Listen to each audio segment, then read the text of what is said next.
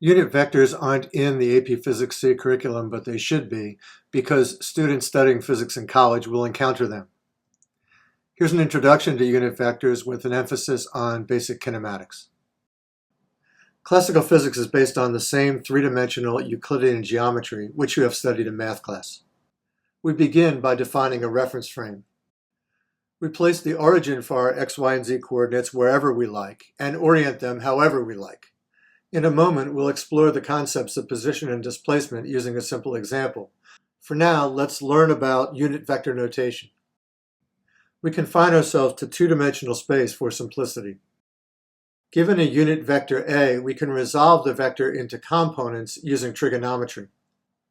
You may have been taught to do this by drawing a right triangle, taking note of components when they are pointing in the negative direction, and manually adding a negative sign.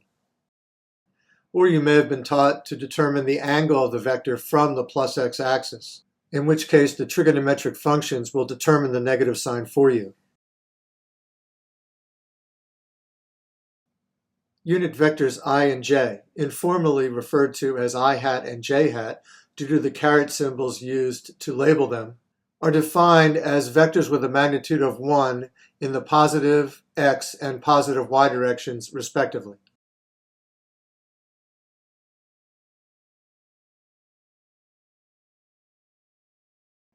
The x component of A may be defined as the magnitude of A in the x direction multiplied by negative I hat.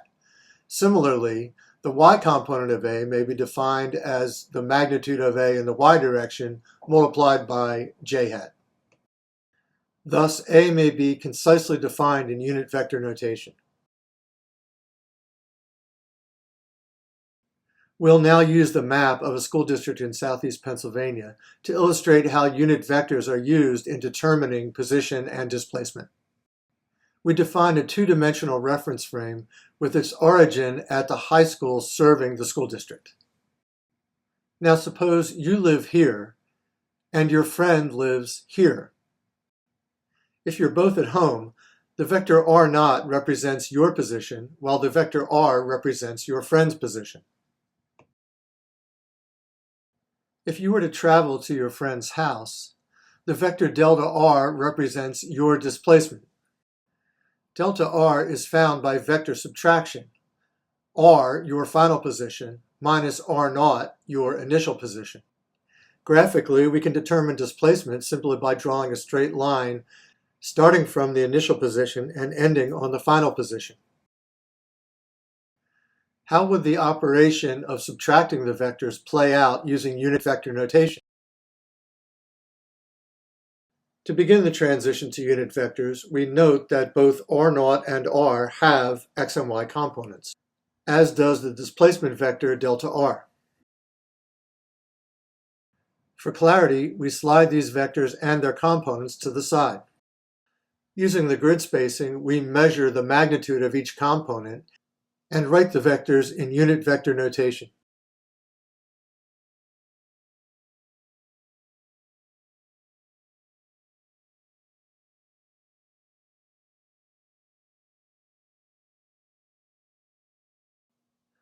The displacement vector delta r is calculated by subtraction in one direction at a time.